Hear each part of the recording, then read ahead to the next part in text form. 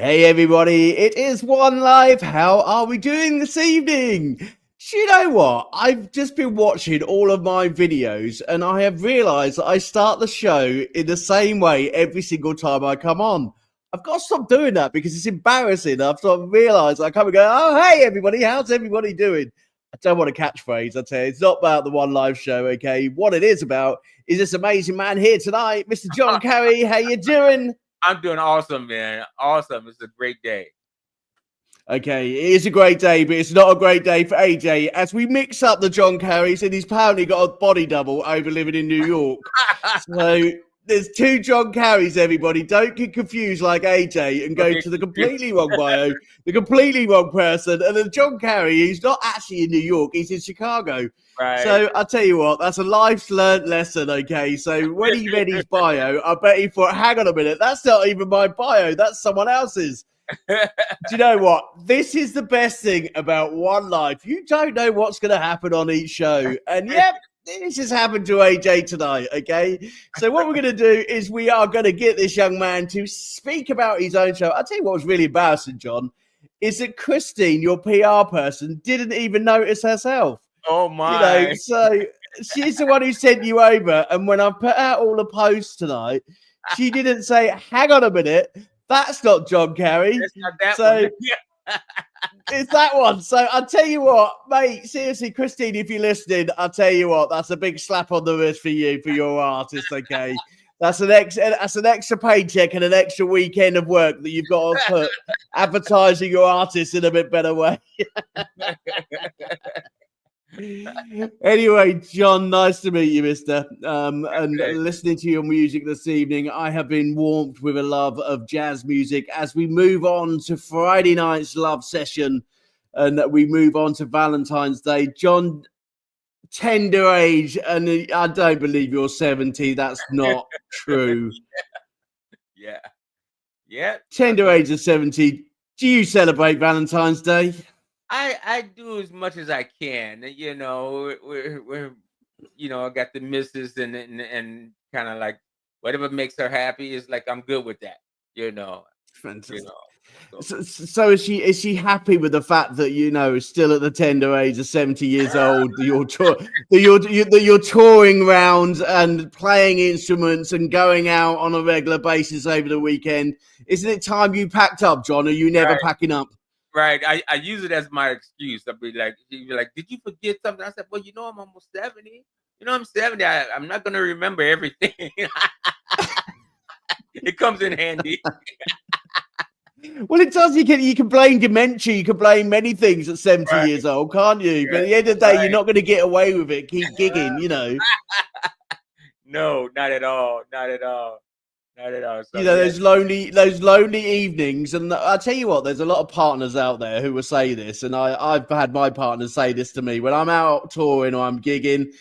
They're like, when are you coming home? When are you going to come out? When are you going to do this? When do you do that? And it's like, I've just got another gig next weekend and the following weekend and the weekend after that. And I'll fit you in my diary at some point, but doing it till you're 70 years old, geez, you must have come up with some excuses, John. A lot. A lot. A lot of excuses. It's like, because it's your thing, it's your breath in the morning. It's like I wake up, I come in this room, this is my studio room, and I'm thinking, my hardest part is trying to figure out which guitar I'm going to play today, so it's like, I try to live that life, I'm like, I'm done with the drama. I'm done with all the other stuff, that comes with it's like, no, you just relax, man. Take in the day, That's it. So jazz music is one of those types of music. And, I do say that, I said that to you before we started, that we do play all types of music on One Life. And jazz music for me is one of those musics you put on in the bath, you put a candle on and you just relax, enjoy the night, Right. It's just one of those types of music you just chill to. It's like you bring down on a Sunday type music and, relax. However, I have been to some jazz bars and I'll tell you what, I haven't stopped dancing all night I have not got any soul left on my feet where I've been dancing all night. So it depends on the type of jazz music you're playing. And it also depends on the mood that you're in as well. So jazz is one of those types of music where it builds your soul up. I think, there's some great jazz players out there, and you're one of them, listening to your music. Absolutely fantastic music, mate. Thank you, brother. I appreciate that. It is so, I try to mix it up because if you come see my band, myself and my band, we're funky. They're like, this is not your grandfather's jazz. This is not, because we might go, like the last album I just did is a tribute to Curtis Mayfield. So it's like, and then before that I did a Figure Fire. So it's like that's a total Latin thing that's all funky and Latinish and salsa and all that. So it's like I just try to keep it fresh, because we as musicians, we get bored. I mean, people don't think we do, but we get pretty bored sometimes. And it's like when I go listen to another band play, if it's not kicking, I'm good for one or two songs, but I got to go, because it's like I need to hear that thing, I need to be energized. If I come see unless I'm coming there to be on a date with my wife or somebody, or some friends of mine or whatever, but normally if I'm coming just to listen to a band, I want to hear it. I want to hear the guitar player play until till his fingers burn off. I just Do you know what? I've got some great guitar friends, and some very famous ones in relation to Stone Roses, Simply Red. I've got some great guitar friends. I'm sure that they all play until their hands and their fingers bleed. That's why I've never played the guitar. These hands are not made for guitars, I'll tell you. I'm not going to bleed these hands. I need them. My day job, I'm on a typewriter all day. If I've got sore fingers playing the guitar, it's not going to help me, and I'm going to get the sack, so it's not going to help me whatsoever. Yes, but in relation to this month's, charity and as a support to the charity Guitar for Vets, we are on the search for the 28th of February for our world's best guitarists. Okay, we want to see how good those guitarists are on the 28th. We're going to bring to you an hour-and-a-half live show of just pure guitar music, nothing else. Some of those best guitars that we want to hear on the one live show. Okay, so if you're one of those guitarists, you want to join in on the 28th, you want to showcase your talent with those guitars, please get in touch. We want to hear you, and we want you to celebrate that one last day with us for Guitar for Vets. So, but we do have a special musician from the Guitars for Vets today that we've chosen from YouTube, and I want you to listen to one of their fantastic songs. So if you remember, the Guitar for Vets program is pulling those soldiers away from their bad times, away from their difficulties that they've had while they've been serving you, to be able to support and help them through their emotional difficulties by providing the art of music, providing them music lessons, providing them musical instruments, and providing them a platform of support to support them as veterinarian soldiers who have come out and who have been serving you. So tonight's program, I am going to bring you one of those veterinarian soldiers who has produced a magical song for us. We're going to play that song, and then once I finish that, I'm coming back to this young man, because I tell you what, at the tender age of 70, he must have some stories about the jazz world in Chicago and all of the people that he's played with in his career. I want to know about some of those people, and I want to know about some of his most favorite bits of his music career. So we'll find out that after we've done this, okay? So I'm going to put the Guitar for Vets on. I'm going to give him a little bit of a break, okay? For the next 5 minutes, it's all the Guitar for Vets, okay? So let's get it on the show, and I'll see you in a minute.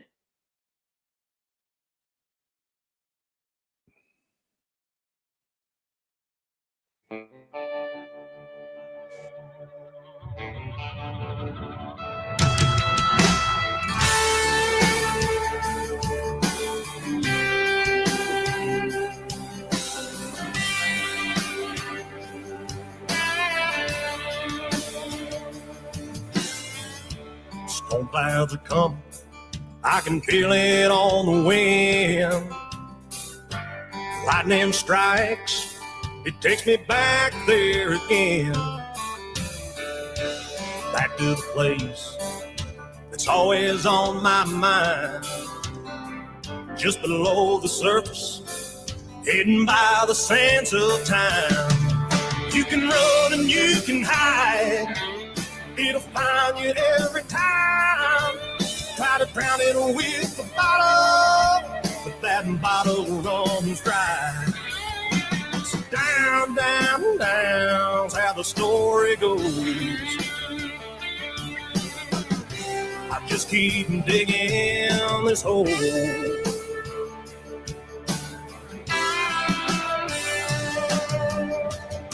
Tomorrow's a new day, that's what they've always said. So put down your shovel, boy, and start acting like a man. Everything's got a price, this much I do know.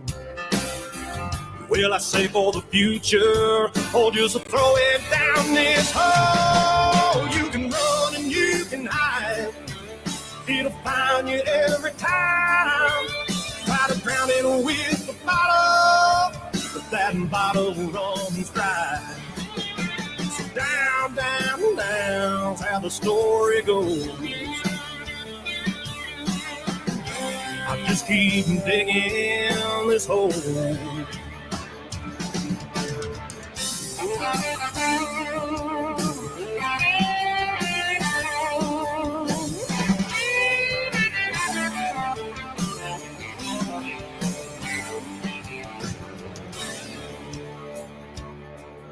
So focus on the future, make peace with the past. Live in the now, and some never look back. Life's pretty simple, just like a song. Some sound right, and some sound so damn wrong. You can run and you can hide, it'll find you every time. Try to drown it with the bottle, but that bottle runs dry. So down, down, down's how the story goes. But I'm done digging this hole. Yeah, I'm coming out of this hole.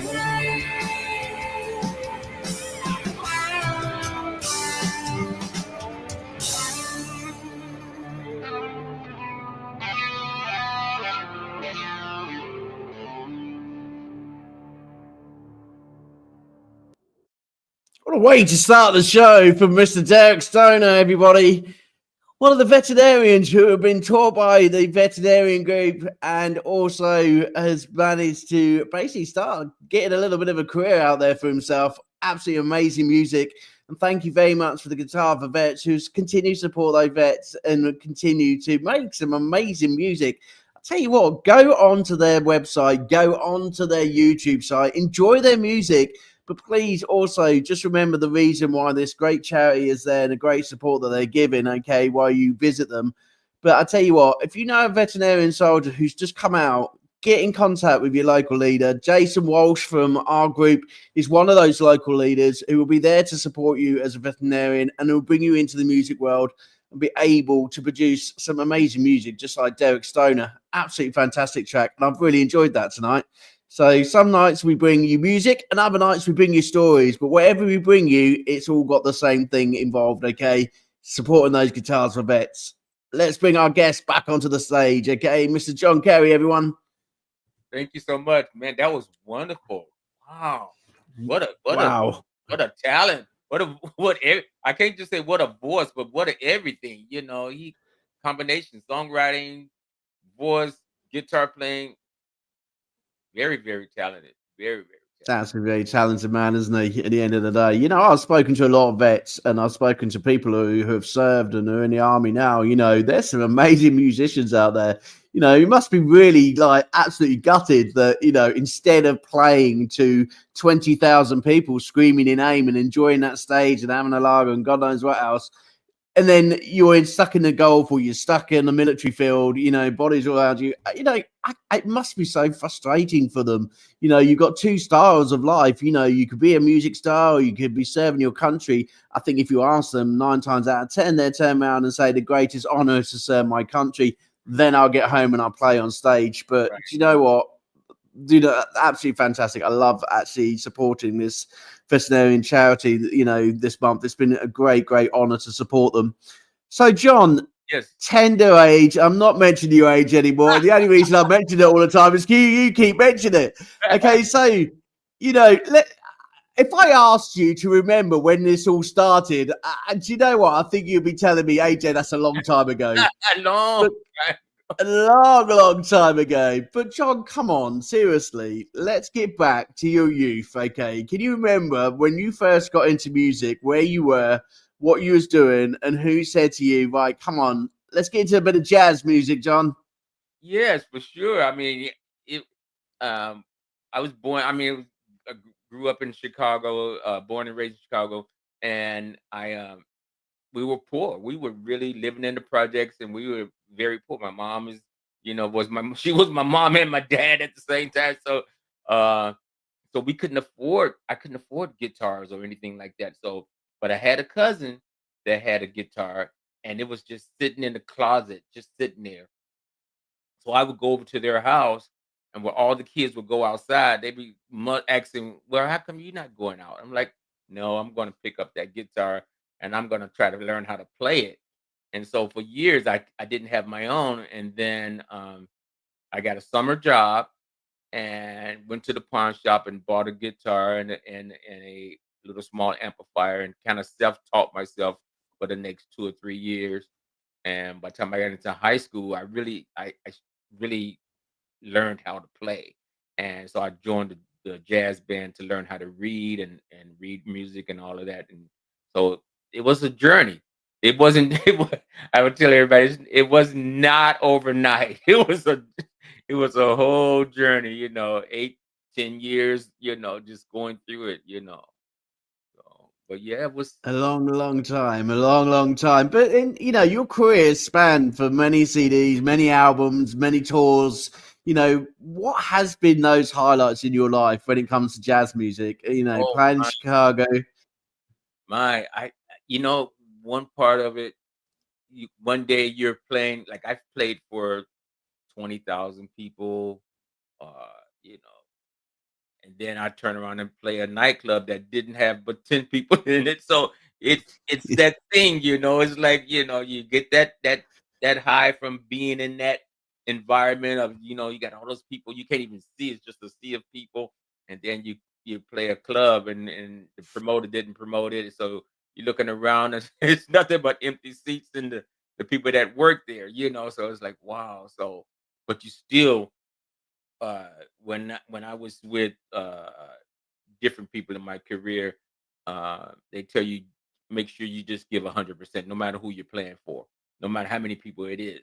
So that's one thing I kind of embodied is like, okay, I'm gonna give that, 110%, whether it's one person out there or whether I'm doing a streaming thing. I'm still going all the way in. At the end of the night, I'm sweaty. I'm like, like I just did the concert at Carnegie Hall somewhere. So it's like, but it's you give it all. You give it all.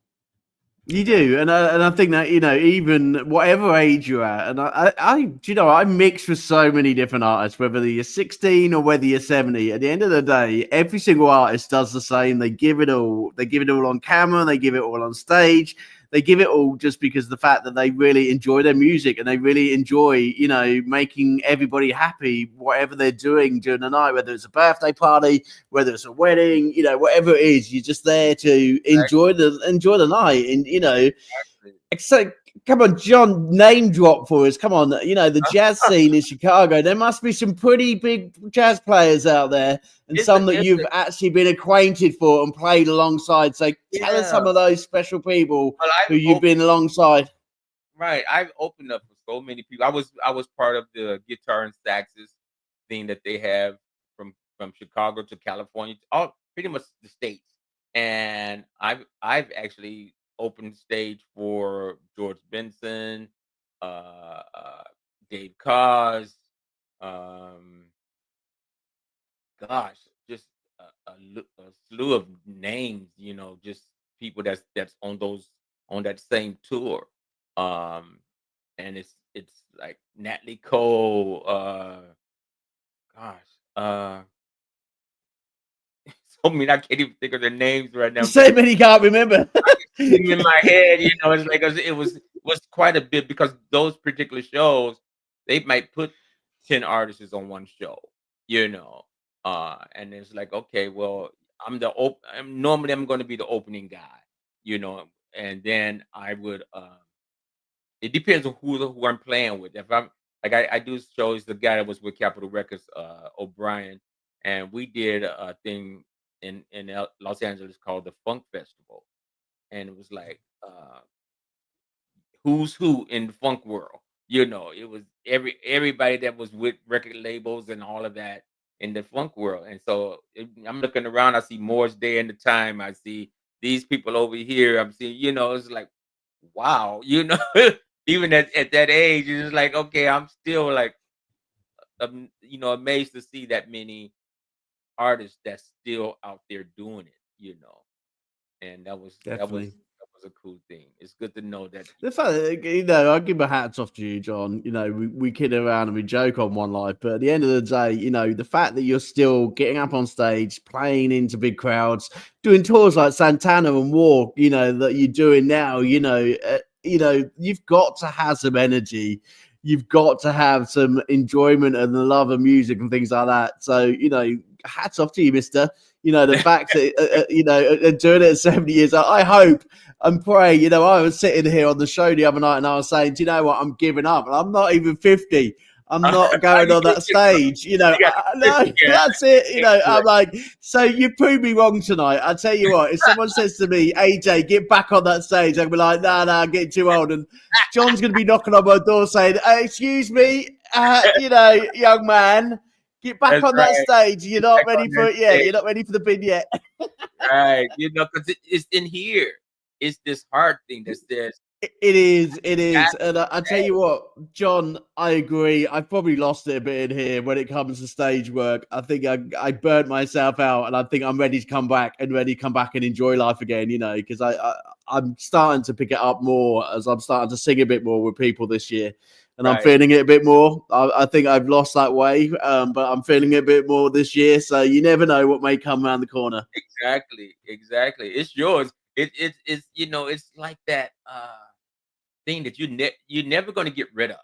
You can say to yourself, because when I was diagnosed 7 years ago with leukemia, lymphoma, and still dealing with. I'm on chemo as we speak, but it was everybody thought I would stop playing, and I would leave from my chemo sessions.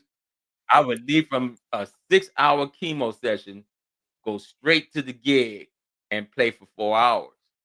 Now at the end of the night, I'm done. I'm the next 2 nights I'm in bed because it's like your body could only take so much. So, but uh, you do what you love, regardless whatever else that's going on in your life. You do what you love, and I love this music thing, And sometimes I feel like it doesn't love me, but you, you're part of it, and it's a part of you. Well, I tell you what, there's people who do love you, John. And Christina is one of those who has followed your career and has supported you and is on the show this evening who wanted to say hello to you. And thank you for supporting, yourself and also, the One Live show. But, there's people out there who do love your music. And I want to show your music off and your talent now, okay? So this is the part of the show where we bring one of your first music tunes to the show. And I'm going to ask you to give us a bit of an understanding about, how do I say it? Alfargo Fire. Have I got it right? Yes, this is I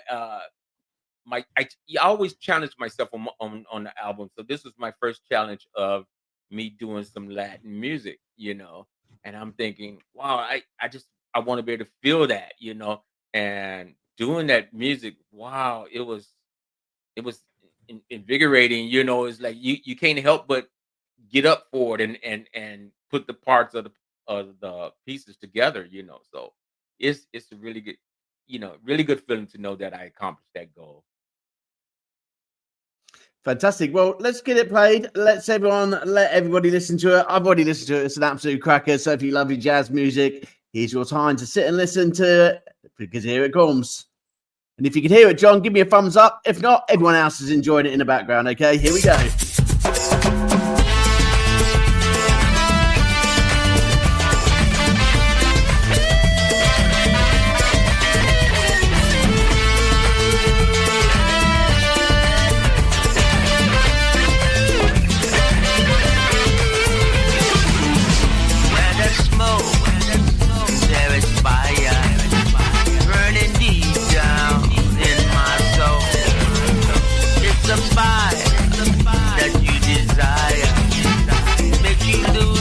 Control.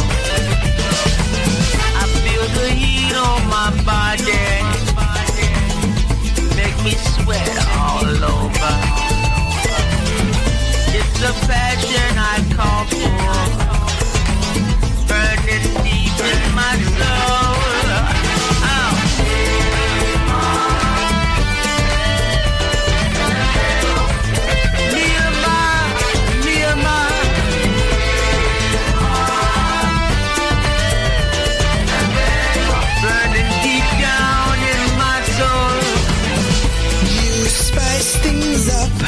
Me pequeño burrito, mamacita.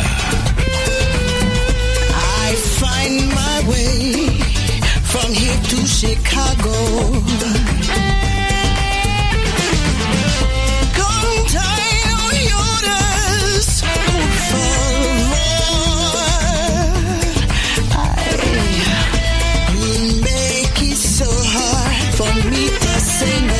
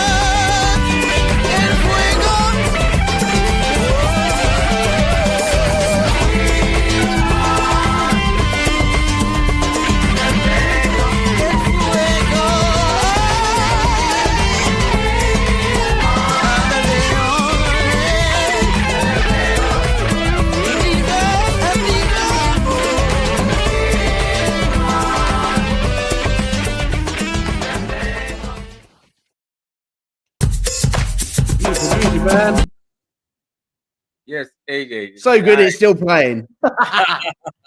Nice song. I like it. I like it. Like it. Tell me a bit about the band itself, because you had some Oh, female singers in there right. as well. That So was tell me a bit about the band. well. Let me start with with that lovely young lady. That is, I call her my sister.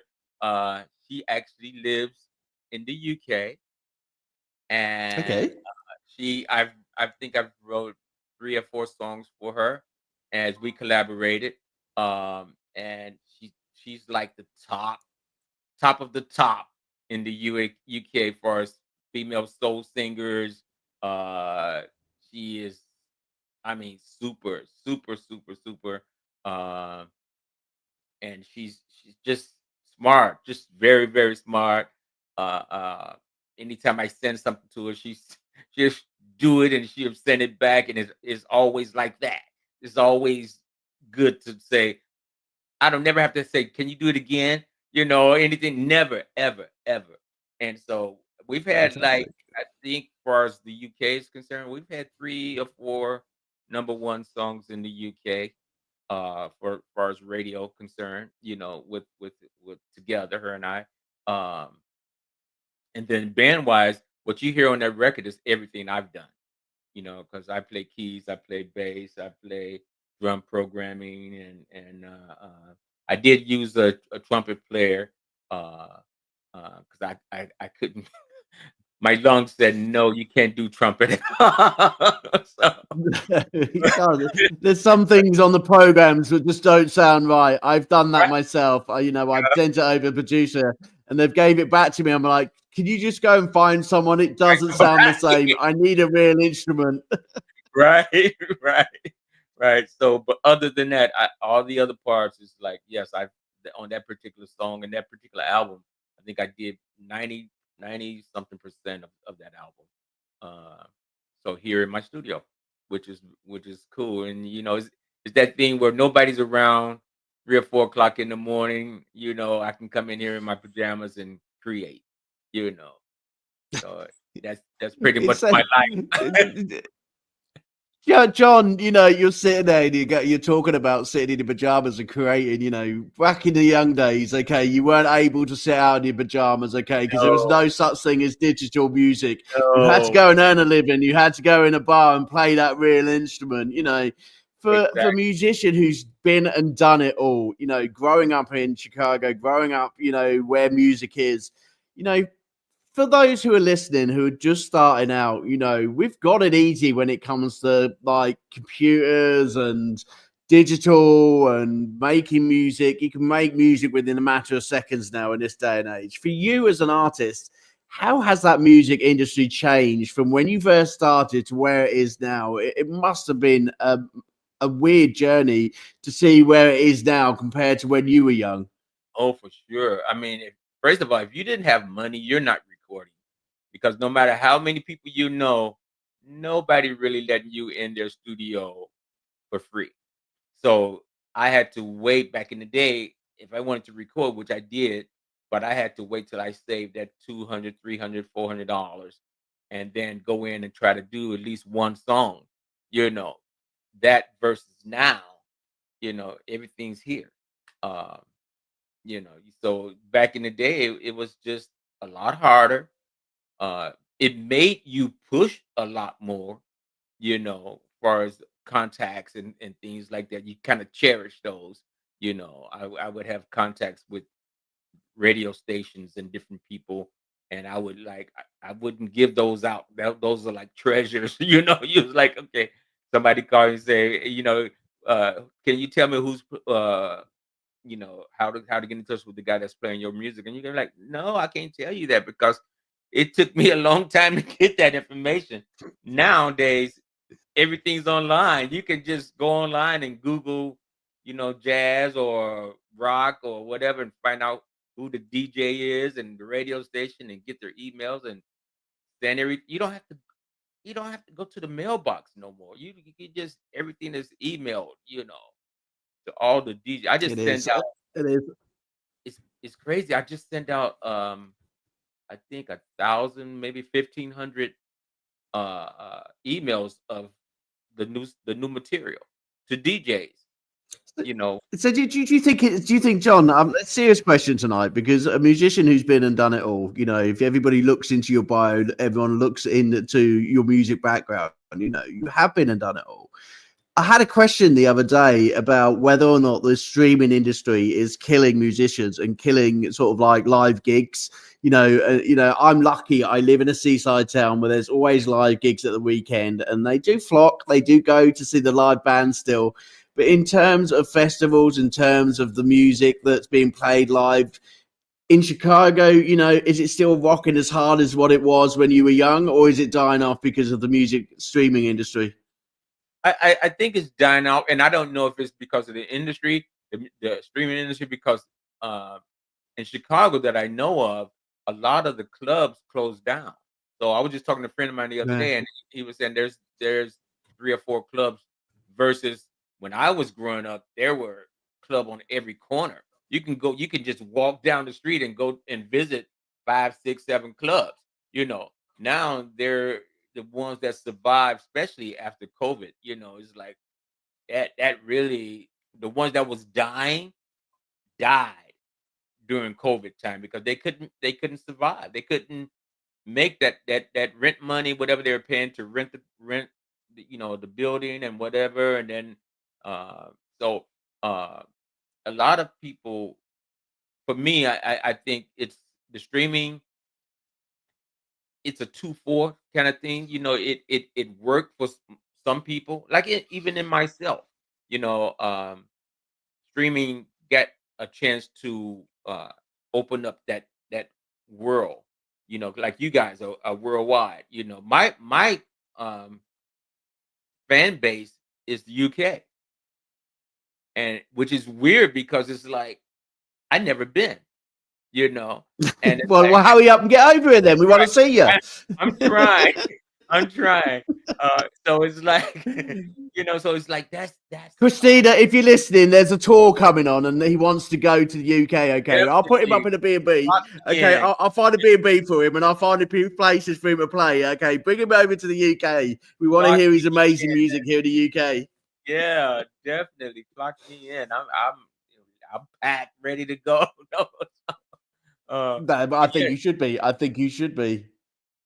Yeah, so, John, outside of music, John, you know, 70 years old, you can't be playing for the rest of your life. You've got to have time for your family, and you've got to start relaxing a bit more. Put your feet up. Let the youngsters do it, okay? So, you know, when you do get time for yourself, away from the studio, when you're in your pajamas, that's classic. I'll tell you what. For those producers out there, give us a comment. How many of you gone in the studio in your PJs and you've made your next record? Because John has. Yes. I wanted to see your comments tonight. So, you know, John, time with your family, time with your wife. Come on, there must be things that you do outside of music. What do you do? Oh, wow. We take a couple of trips. We got the grandkids. Like, this is our week for the grandkids. And we're like, okay, I need to settle down the studio time. Not that I'm not coming in here. I will be in here, but they understand if that door is closed, do not enter. Because, you know, music is that thing where, I mean, you could be in bed 3 or 4 o'clock in the morning and that thing that hit you, and it's like, I got to go lay these parts down because I'm going to forget them if I don't. You know, so my wife and family, they kind of understand it. Like after all these years, you know, they kind of like, okay, let the old man do his thing. You know, the old man do his thing. I think they daren't come in because you're in your pajamas, John. I think that's what it is. I bet they think, do you know what? I'm not sure what he's wearing tonight, so I'll just leave him be. When he's finished, we'll go in. That is true. That is true. And now, if I open up the door, then that means it's free to come in. But not if that door is closed. Please don't bother me. Just leave him to it. Leave him to it. Do you know what? Actually, it's taught me a good lesson tonight. At the end of the day, you know, whenever you've got that music in your soul, it's going to remain in your soul. You know, and I think this is why we see so many musicians carrying on, going back on stage. You know, I remember joking around with my family. We were talking about a Cliff Richard #1 at Christmas time. And we used to think to ourselves, is Cliff Richard seriously going to do a number one in his 70s, 80s, 90s? Exactly same as Tom Jones, you know, those artists in the UK who just do not give up that stage because that music is in their soul and in their feet, and they will not give up, you know.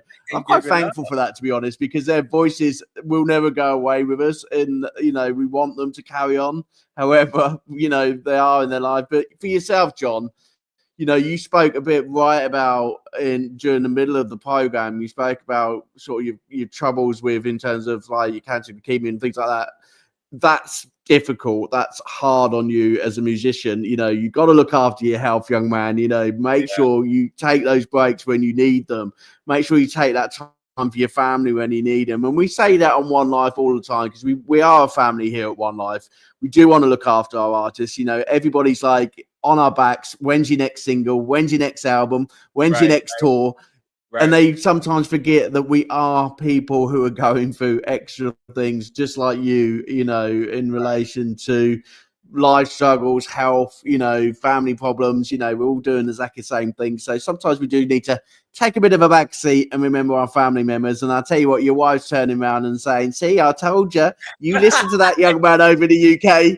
And when you go down to the studio in your pajamas, I'm locking the door because we're going out shopping.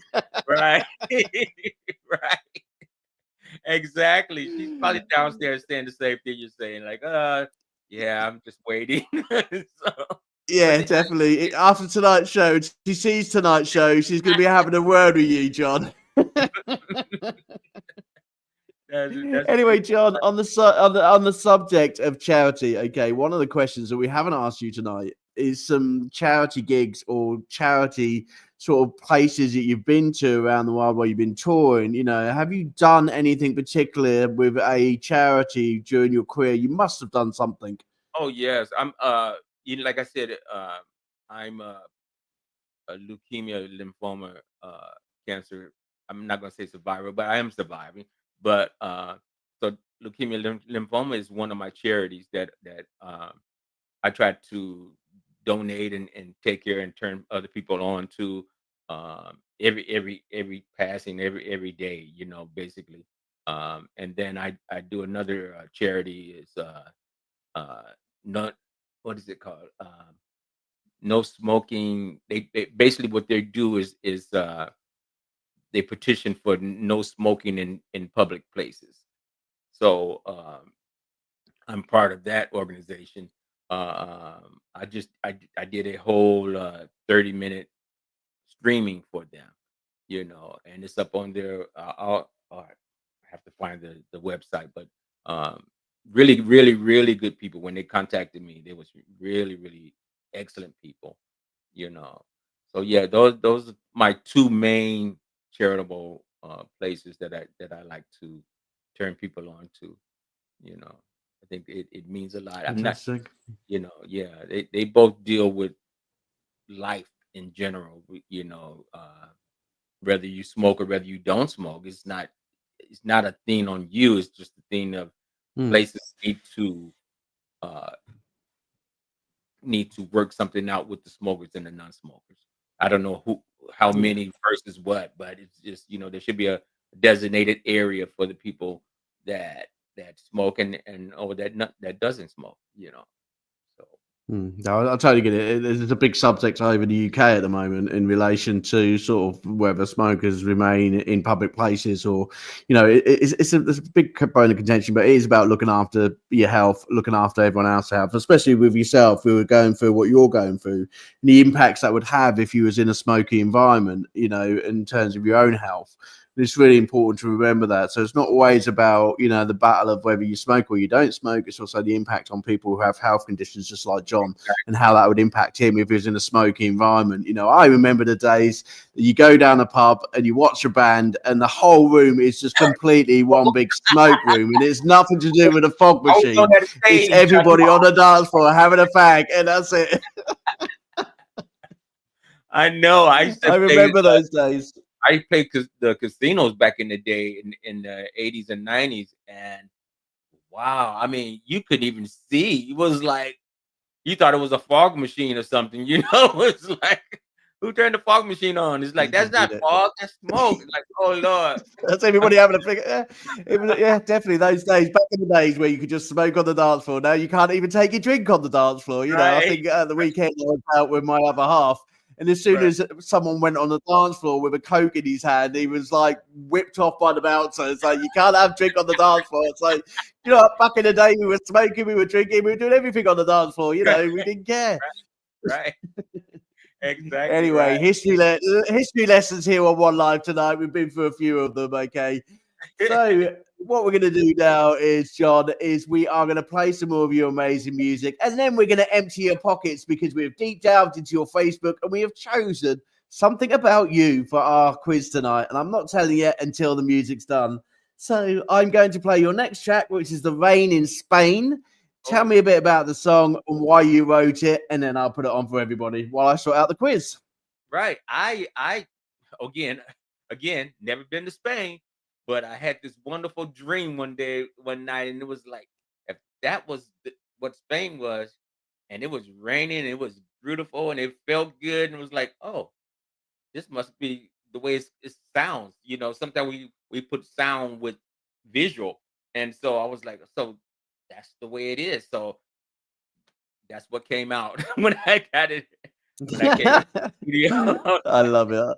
I love it. It's a great track. And Christine, if you're still listening, I think you need to get this man on tour. Get him out of Chicago. It doesn't look as though he's been out of the bedroom.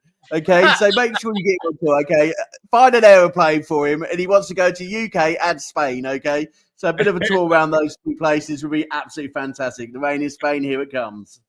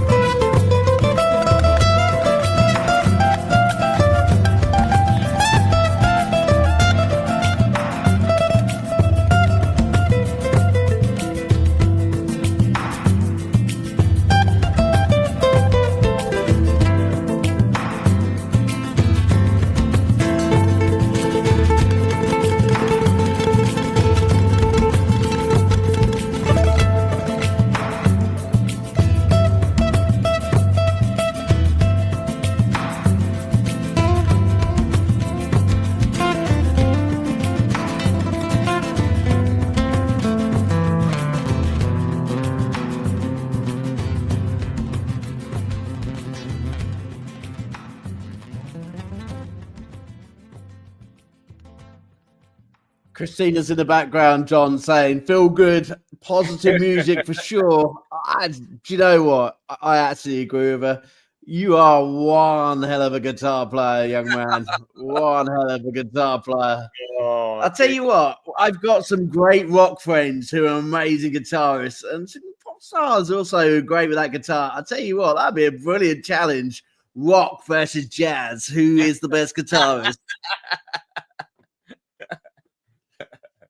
Actually, thinking about that, I've got a really good idea. Actually, we should try that on the 28th. I'll tell you what, John, if you're free on the 28th, let's get you on and let's get you playing live to the One Live crew and get you playing your guitar and put you up against some of our rock gods. You know, that'd be absolutely great because I'd love to see what the audience reaction is to someone who comes live on stage and plays rock music with their guitar. And then there's John in the background playing, come on, guys, jazz all the way, okay? Jazz guitar, so much better than rock guitar. So I reckon that's a bit of a challenge. They do something that I'm even at this age, I'm still trying to learn, and they do this tapping thing. I have not conquered that thing yet.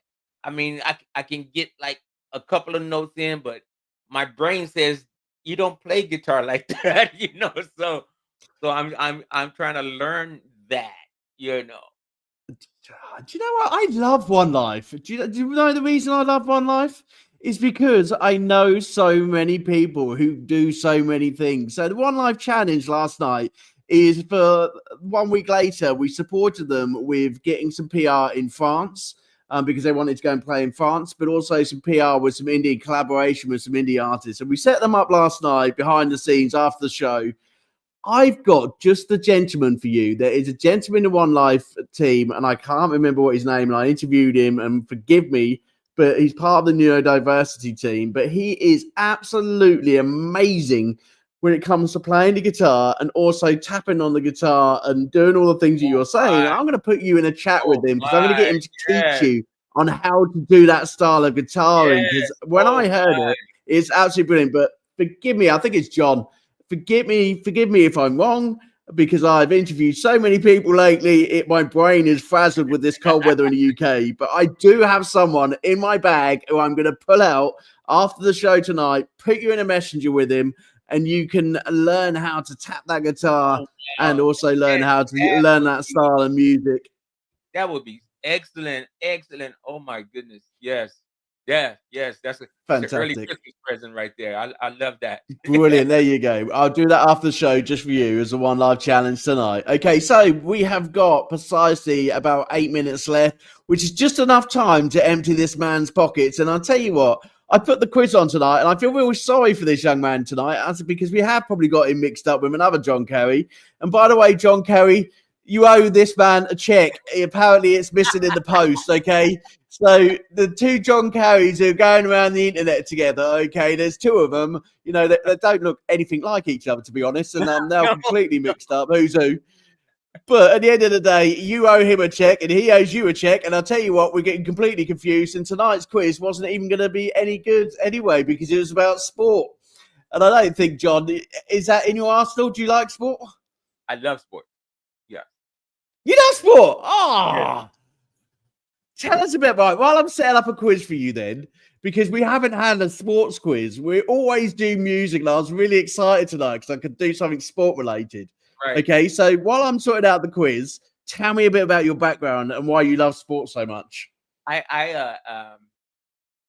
don't know. We, you know, like I said, I'm from the Chicago projects, and we had basketball courts and things like that. So I would go out and play basketball, even when it's snow, even when it's 3 to 4 inches of snow on the ground. We would shovel that to the side and make room for the basketball court. So we would still go out and play. It could be 30 degrees, 40 degrees. We still be out there playing basketball. So that's just part of our life during that time period, So, and then I was always too small. Growing up, I was only probably 140 pounds, and so I was too small to play football, but I love football, but I was always too small. So I just okay, internally just watch it on TV and we'll do whatever you can. So. Fantastic. Right, so we are going to do a sports quiz tonight. Okay, American sports. So there'll be NFL, there'll be basketball, there'll be lots of different sports quiz. So I have found you a sports quiz. If you are playing along as you normally do for the Guitars for Vets in the audience, please do get your pen and papers ready. We're going to have 10 questions for our artist. If he gets any of these questions wrong, that's $2 to the Guitar for Vets, okay? And Christina, as you're watching, play along tonight as well. Let's see if you can beat your artist tonight. See how your sports knowledge is, Christina. I don't know how it is, but let's see how good it is, okay? So for everyone else playing tonight, here we go with our quiz of the evening, okay? So I'm going to go behind the scenes. We've got a little bit of an advert because I haven't warmed this up. So forget the advert, okay? And we get straight onto the quiz, okay? So I'm just going behind the scenes now, and we're going to play our quiz. Everything and make me out to be alive.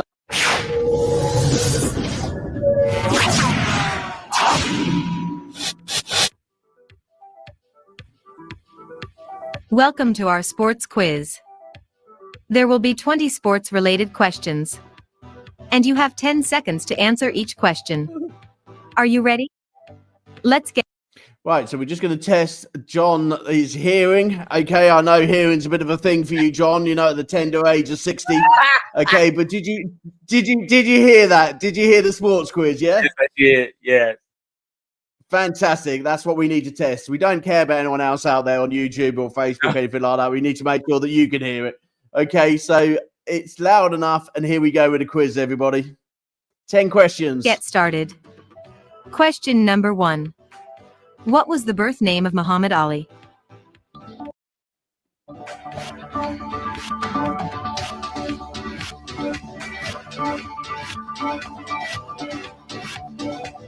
You want me to answer? Okay, everybody, what was the birth name of Muhammad Ali? John? Cassius Clay. Cassius Clay. Of course it was. There you go. The answer is Cassius Marcellus Clay Jr. Question number 2. In NBA, what is the maximum number of players in each team?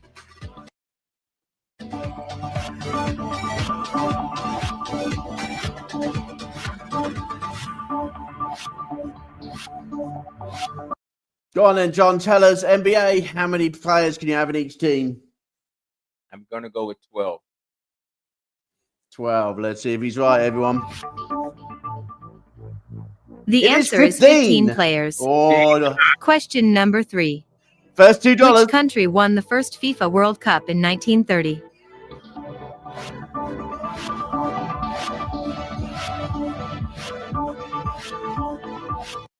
Okay, so John says he's got fans over in the UK who like his music. Does he know the English scene and the football? Is it football, John, or is it soccer? Come on, which one? For my fans that's in the UK, it's football. for my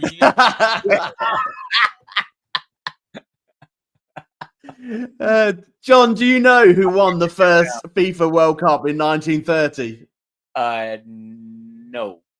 I have no idea. Take a guess, any country. Just pull it out the bag. Come on. We're in America.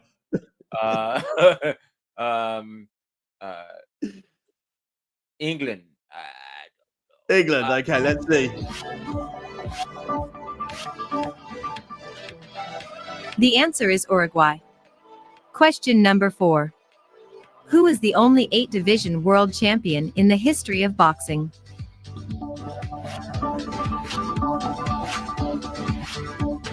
Who is the only 8-division world champion in the history of boxing? Do you know your boxing? Do you like a bit of boxing? I watch it, but I don't know the history of it like that. Oh, wow. No. There's another $2. I can see that right now. $2. Let's see who it is.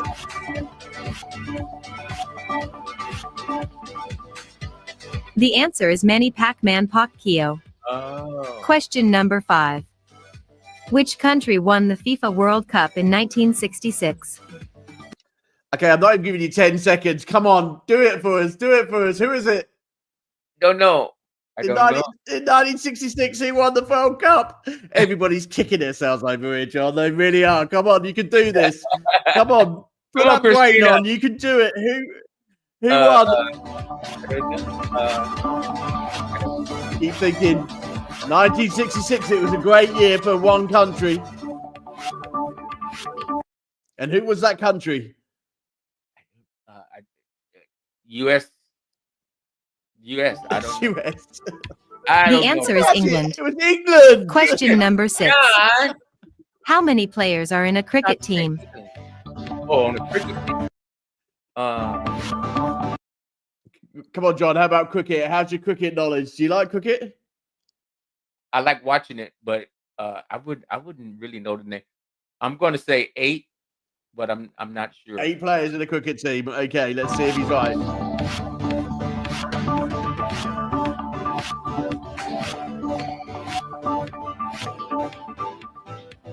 The answer is 11 players. 11. Question number 7. In rugby union, how many points is a try?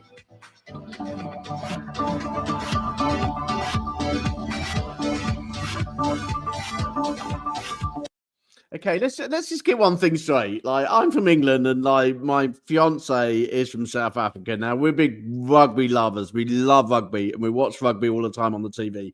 You've just had the Super Bowl over in America. Now, Right. John, was you watching? Yes. Some. You yes. did. Who was you rooting for? I was going Philadelphia. You were going Philadelphia, of course. Yeah. So, was you a happy man on the night?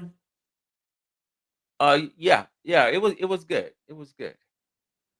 It was good. You know, I remember my brother-in-law is over in Tennessee at the moment because he's an American. He lives over there with my sister.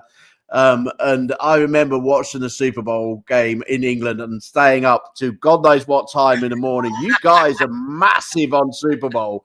When it's Super Bowl weekend, that's it. Everything's put to one side. Relationships, friendships, everything. You know, Super Bowl is your main thing that you get into. That's But obviously, true. rugby union for us over the UK, and we love our rugby. But do you know your rugby union? How many points are there to try?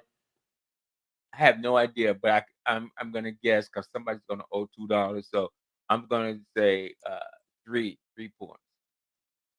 3 points for a try. Let's see if you're right. The answer is 5 5 points. points. Oh, Question number 8. What year did Lewis Hamilton won his first Formula One World Championship? I met this guy. How about motor racing? Is it a love of yours? Do you like motor racing? I not really, but I've met this guy before. Have I you? did a show. Where did you meet him? I did it. I think it's the same guy. Is this the black guy? That's it. Yeah. Yeah, I did a show 12 years ago, 13 years ago, something time like that. And he was the host, he was the what they call it, the guest of honor, something like that. Yeah. And yeah, he was there. Yeah, right. Oh wow. Yeah, met him. Fantastic. Okay, brilliant. Great story. Right. So, in relation to when he won the World Championship, his first one, I think he's won 9 in total. In relation to his first one, what year was it?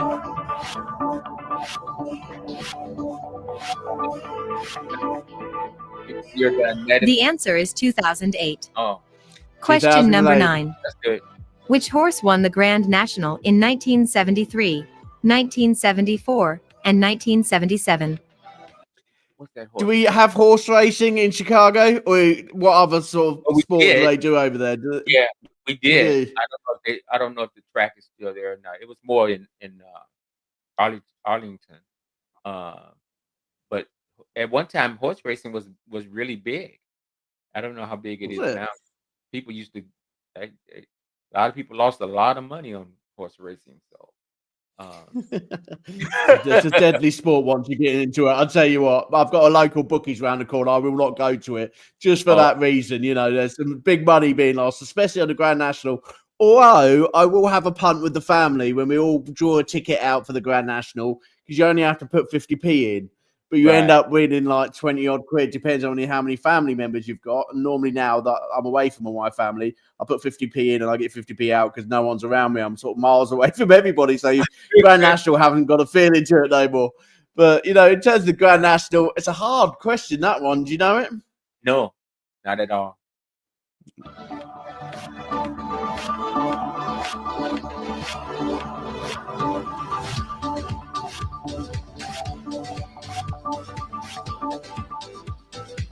The answer is red rum. Oh, Question number 10. Who is the 4-time world 8-ball champion?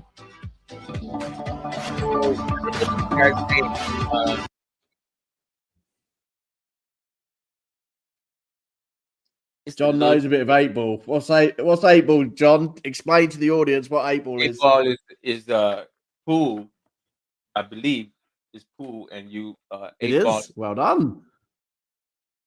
and I think the 8-ball is the last ball that you have to hit in. You can't hit it in before your other balls that you hit. So I think, as I Fantastic. remember as a younger kid, It is. It is. Well, God knows who the world champion is. The answer is Efren Reyes. Efren, that's right. Oh my God. Of course, you knew that one, didn't you? I'll tell you what. I'm going to give you a point. I'm going to give you a point for that one purely because I feel sorry for you because it was such a hard test tonight. I was horrible. Christina's playing along in the background, and she's just put 10. I don't know if that means she got 10 out of 10, or she got the answer 10 to one of the questions. Oh, dear. Absolute classic. Christina and Cassius Clay also. You were guessing the questions. Who else out there tonight was playing along? Because that was one of the toughest quizzes we have given on One Live. And poor old John has literally only been able to get one question out of 10. But that's unfair. I'm going to give him 2 questions out of 10. Okay, I'm going to give him 2 just because he gave us a bit of knowledge around what 8-ball was. You know, so that helped me out because I was completely confused. I had to sort of remember that sport. But, you know, he's helped me out there. So I'll give him 2 out of 10 because 1 out of 10 sounds a bit cruel for such a hard test.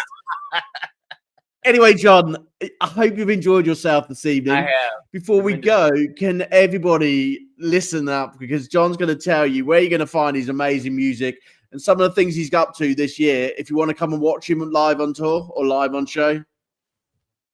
Yes, please do. I am. You can get my music. It's all through the internet.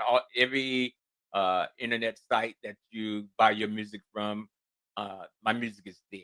I make sure that it's on all the sites. It's like probably 100 different sites it's on. So whether you're in the UK, if you're in the UK, look out because we're trying to put it in my music in Soul Brother Records, if you know where that's at in the UK. And then I just had a guy do a nice interview from the UK from it's called Soul Jazz and Funk magazine. So that's cool. So we're doing a lot of different things.